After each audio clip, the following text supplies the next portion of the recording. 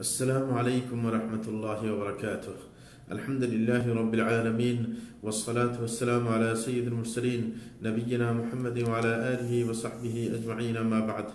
প্রিয় দর্শক ও শ্রোতা ভাই বোনেরা, আগেকার মতো আবারও আপনাদের সামনে উপস্থিত হয়েছি ফতোয়া আরকান ইসলামের আরেকটি পর্ব নিয়ে। এ পর্বে যা থাকছে সেটা হচ্ছে শেখ মোহাম্মদ বিন সালেহ আল উসাইমিন রাহিমাহুল্লাহকে জিজ্ঞাসা করা হয়েছে যে মুমিন যারা তারা তো আল্লাহ শানুকে দেখবেন জান্নাতে, এই দেখার ধরনটা কি এবং দেখা নিয়ে আহলে সুন্নাত ওয়াল জামাতের আকীদা বিশ্বাস কি, এটা জানতে চেয়েছেন। এবং তাকে এটাও জিজ্ঞাসা করা হয়েছে যে আল্লাহ শানুকে কেউ কেউ বলছেন যে আল্লাহ শানুকে চোখ দিয়ে দেখা যাবে না, বরং এই দেখার মানে হচ্ছে আপনার দৃঢ় বিশ্বাস রাখা, যেটাকে কামালুল ইয়াকিন বলা হয়। এই কথা কি ঠিক? এবং এই ব্যাপারে আহলে সুন্নাত ওয়াল জামাতের মত কি, সেটা জানতে চাওয়া হয়েছে। তখন তিনি উত্তরে বলেছিলেন যে আল্লাহ শানু কুরআন মাজিদের মধ্যে যখন কিয়ামতের কথা নিয়ে আলোচনা করেছেন, তখন আল্লাহ শানু নিজেই বলেন সূরা কিয়ামত 22 নম্বর 23 নম্বর আয়াত, উজুহুন ইয়াওমাইযিন নাযিরাহ ইলা রাব্বিহা নাযিরাহ। আল্লাহ শানু বলছেন যে সেই দিন মানে কিয়ামতের দিবসে চেহারাগুলো উজ্জ্বল হয়ে যাবে এবং সেই চেহারাগুলো তাদের প্রতি পালকের দিকে তাকিয়ে থাকবে। এটা কোরআনের ভাষা। আল্লাহ শানু বলেছেন, আল্লাহ শানু এখানে দৃষ্টিকে চেহারার দিকে সম্পৃক্ত করেছেন, কারণ বলছেন চেহারা সেই দিন উজ্জ্বল হবে, মানে চেহারা দিয়ে মানুষ তাকাবে। সুতরাং চেহারার মধ্যে যে জিনিসটা তাকানোর শক্তি রাখে সেটা হচ্ছে চক্ষু। সুতরাং দৃষ্টি শক্তিকে চক্ষুর সাথে আপনার কি সম্পৃক্ত করা হয়েছে। তাইলে আমরা আয়াতের মধ্যে দলিল পেয়ে যাই, মানে এই দর্শনটা হবে আপনার চোখ দিয়ে। এটা নিশ্চিত, কারণ চেহারার সাথে যখন সম্পৃক্ত করা হয়েছে, চেহারার মধ্যে চোখই একমাত্র দেখার শক্তি রাখে, তখন চোখ দিয়ে দেখবে। এবং আমরা যে আল্লাহ শানুকে দেখব, এই দেখার মাধ্যমে যে আল্লাহকে আয়ত্ত করে ফেলবো এমন কোনো শর্ত না, কারণ আল্লাহ শানু নিজেই বলেছেন সূরা তাহার 110 নম্বর আয়াতের মধ্যে, ওয়ালা ইউহিতুনা বিহি ইলমা, যে তারা কখনো আল্লাহকে আপনার জ্ঞান দিয়ে আপনার আয়ত্ত করতে পারবে না।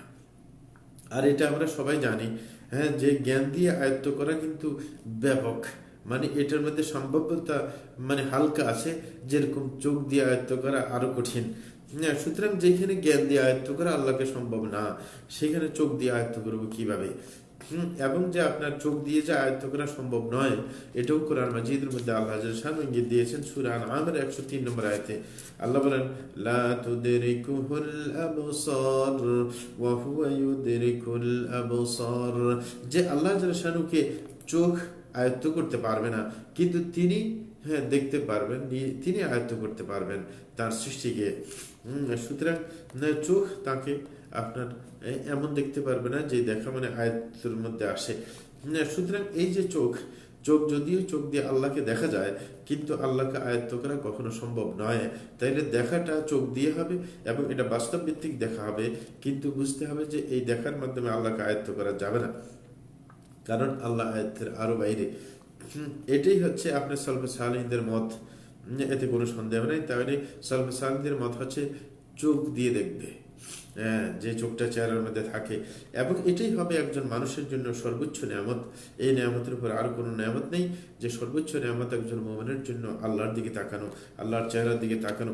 এই কারণে রাসূল আকরাম সাল্লাল্লাহু আলাইহি ওয়াসাল্লাম সর্বদা একটি দোয়া করতেন। সেটি দোয়াটা কি, যেটা নাসাইয়ের মধ্যে এসেছে, আল্লাহর কাছে দোয়া করতেন রাসূল আকরাম সাল্লাল্লাহু আলাইহি ওয়াসাল্লাম, আসআলুকা লাযযাতান নাযরি ইলা ওয়াজহিক, তিনি বলতেন, হে আল্লাহ, আমি আপনার চেহারার দিকে তাকানোর মজার আবেদন করছি। এই যে তাকালে যে একটা মজা আছে, সেই মজার আবেদন আপনার করছি, যে তাকিয়ে যেন আমি মজা পেতে পারি। এই যে আপনার দেখার একটা মজা আছে, এটা কিন্তু ভীষণ মজা। এই মজাটা যে ব্যক্তি আল্লাহ যাকে নেয়ামত দিয়েছেন, এই মজা অনুভব করার সেই একমাত্র অনুভব করতে পারবে, আর কেউ না। সুতরাং আল্লাহর কাছে আমরা আবেদন করছি, আল্লাহ শানু যেন আমাদেরকে তাদের মধ্যে গণ্য করেন যারা আল্লাহকে দেখে মজা অনুভব করবে, আর সেই দেখা হবে আপনার সালেহদের মত অনুযায়ী, সেটা সত্যিকারের দেখা, সেটা কোনো ইয়াকিন করা নয়। সুতরাং কোনো ব্যক্তি যদি মনে করে যে চোখ দিয়ে আল্লাহকে দেখা যাবে না, বরং এই দেখার মানে হচ্ছে পরিপূর্ণ ইয়াকিন করা, এই কথাটা কিন্তু বাতিল। সমস্ত দলিল এর বিপরীত এবং বাস্তবতাও এই কথাকে অস্বীকার করে। কারণ ইয়াকিন, পরিপূর্ণ ইয়াকিন করে এটা তো দুনিয়া থেকেই সম্ভব। সুতরাং আখিরাতের মধ্যে আবার ইয়াকিনের কি দরকার হয়? সুতরাং যেটা দুনিয়া থেকে সম্ভব, সুতরাং সেটা কেন আবার আখিরাতের সাথে সম্পৃক্ত করা হবে? এটা হচ্ছে কথা। তো এই কারণে আমরা বলবো যে রাসূল আকরাম সাল্লাল্লাহু আলাইহি ওয়াসাল্লাম যেমন ইহসানের ব্যাখ্যা দিতে গিয়ে বলছিলেন যে আল ইহসান আন তা'বুদাল্লাহ কাআন্নাকা তারাহু ফা ইন লাম তাকুন তারাহু ফা ইন্নাহু ইয়ারাক। যে ইহসান মানে হচ্ছে যে তুমি আল্লাহর ইবাদত করবে যেন তুমি আল্লাহকে দেখতে পাচ্ছ। যদি তা সম্ভব না হয়, তুমি তাকে দেখতে পাচ্ছ না, তাইলে তিনি তোমাকে দেখছেন। তাইলে আল্লাহর ইবাদত যেন আপনি তাকে দেখছেন, এইভাবে করার নামই তো কামাল ইয়াকিন। পরিপূর্ণ ইয়াকিন যদি কারোর মধ্যে আসে, তার কাছে এই ভাবটা আসবে যে যেন আল্লাহকে দেখতে পাচ্ছে সে, তো এটাকে কামাল ইয়াকিন বলে। আর এটা তো দুনিয়াতেই সম্ভব। আর সম্ভব না হলে কি আল্লাহ রাসূল সাল্লাল্লাহু আলাইহি ওয়াসাল্লাম ইহসানের এইভাবে ব্যাখ্যা দিতেন?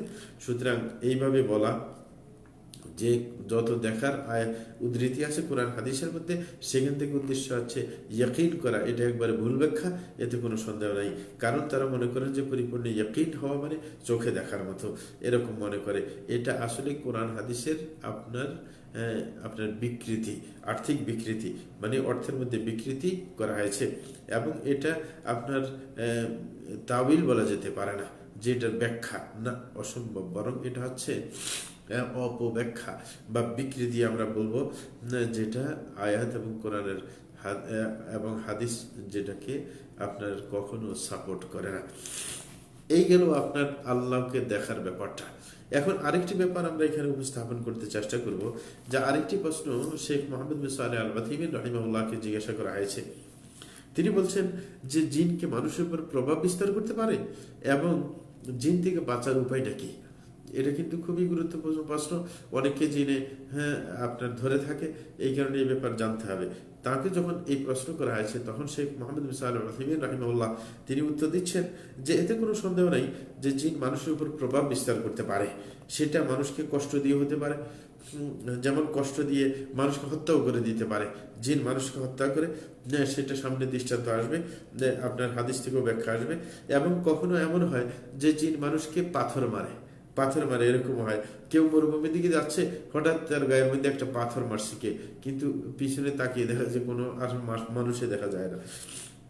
কখনো মানুষকে ভয়ভীতি দেখায়, জিন এরকম করতে থাকে। এরকম অনেকভাবে আপনার জিন মানুষের প্রভাব বিস্তার করে, যেটা হাদিসের মধ্যে এসেছে এবং বাস্তবতাও এটাকে স্বীকার করে।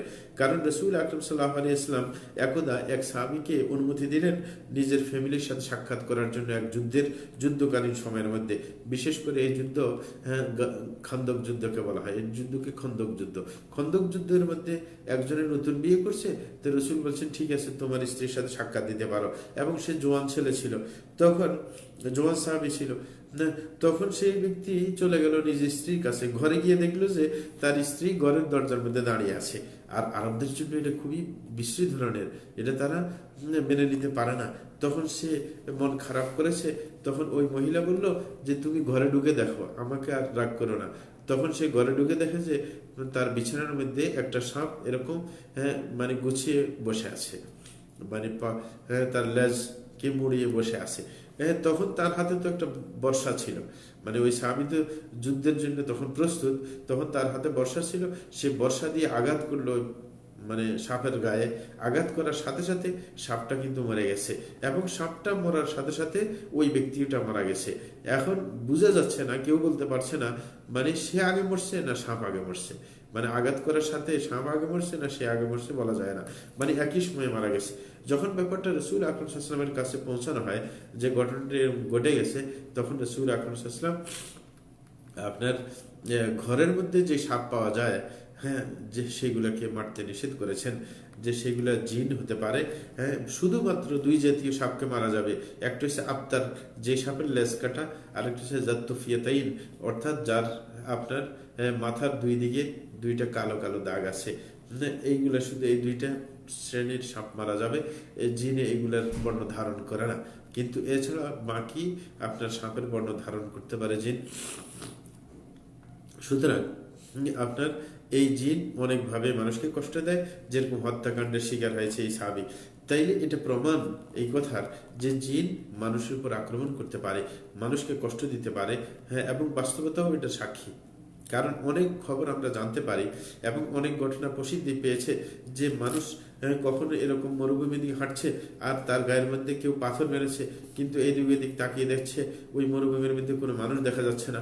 অনেক সময় কেউ হাঁটতেছে, হঠাৎ করে রাত্রে অন্ধকারে আওয়াজ শুনতে পাচ্ছে, কিন্তু আশেপাশে কোনো মানুষকে দেখতে পাচ্ছে না। কখনো দেখা যায় যে গাছের পাতা নড়ছে, কিন্তু আশেপাশে কোনো গাছ দিকে তাকাইলেও গাছ কোনো নড়ছে না, গাছের পাতা নড়ে না। হ্যাঁ, এই জাতীয় অনেক কিছু যা শোনার পর মানুষ আপনার খুব ভয় পেয়ে যায় এবং মানুষ কষ্ট পায়। তো এরকম অনেক কিছু ঘটে। এবং কখনো এমনও হয়ে থাকে যে আপনার বাস্তবে আমরা দেখতে পাই যে জিন মানুষের বডির মধ্যে ঢুকেছে।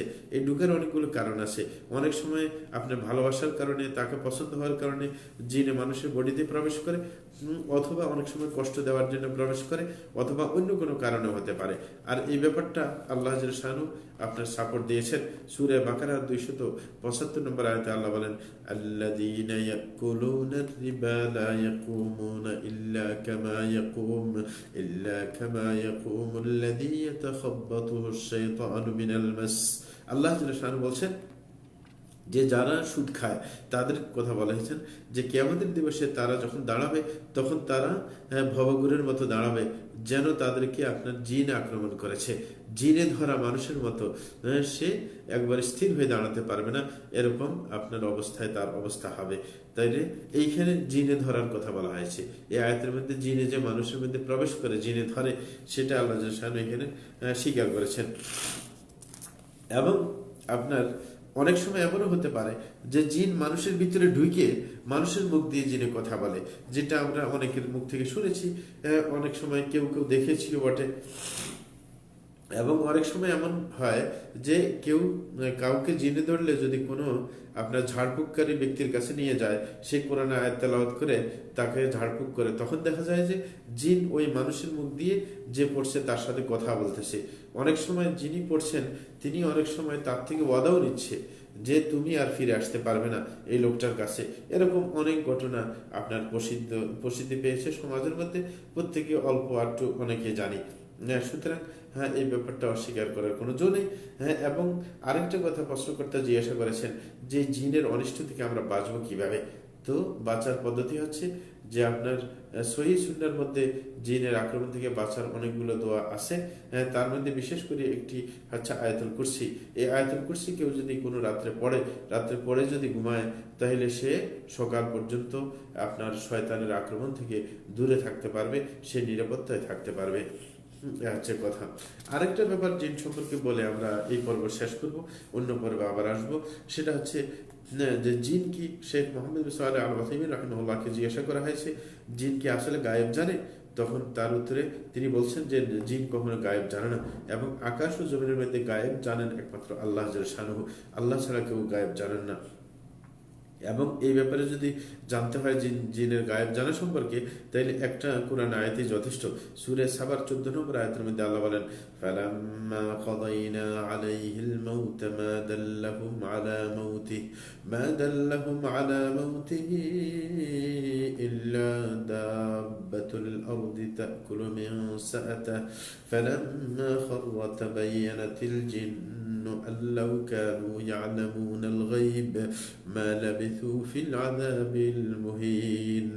আল্লাহ জাল্লাহু বলছেন যে যখন তার মৃত্যু হয়ে গেল, সুলাইমান আলাইহিস সালামের যখন মৃত্যু হয়ে গেছে, তার মৃত্যু কিন্তু জিনরা বুঝতে পারেনি। তারা বুঝতে পেরেছে কখন?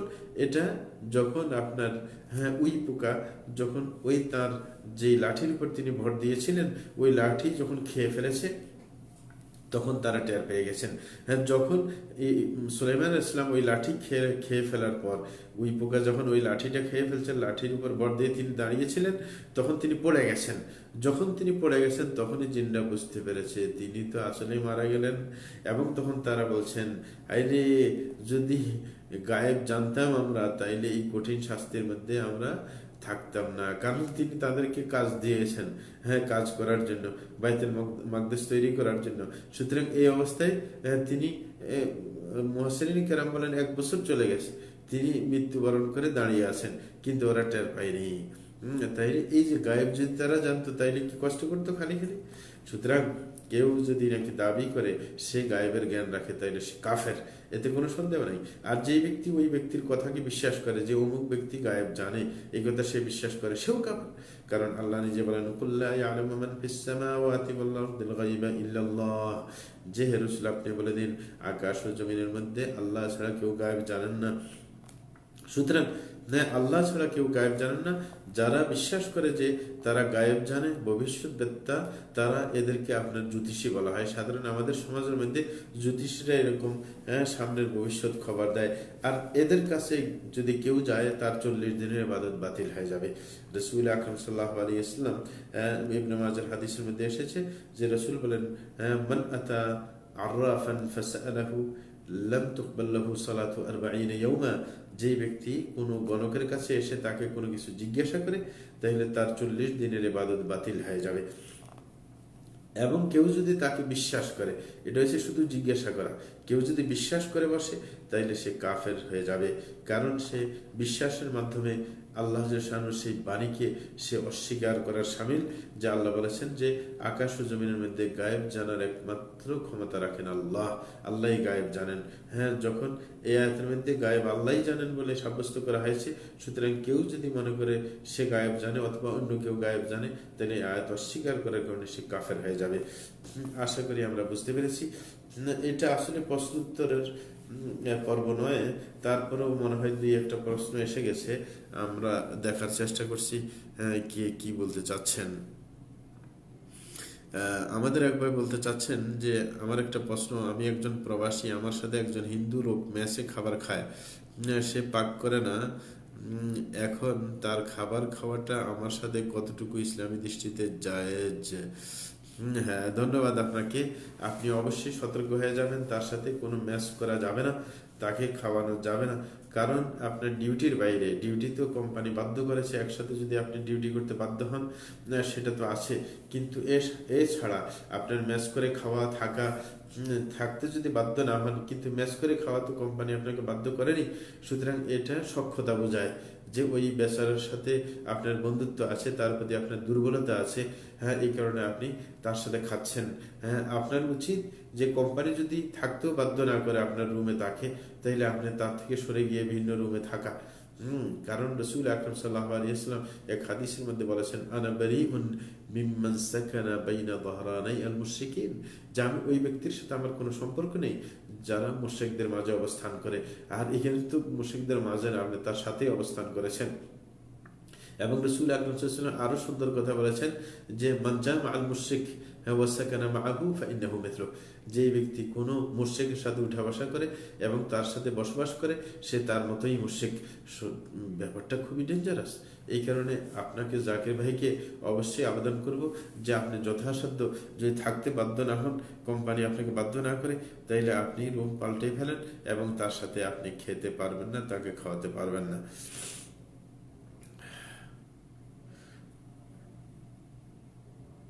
আচ্ছা, সুতরাং আমাদের আর প্রশ্ন দেখছেন, একটাই প্রশ্ন এসেছে। এই পর্ব আমরা এখানে শেষ করতে যাচ্ছি। ওয়া সাল্লাল্লাহু আলা নবিয়িনা মুহাম্মদ ওয়া আলা আলিহি ওয়া সাহবিহি আজমাইন।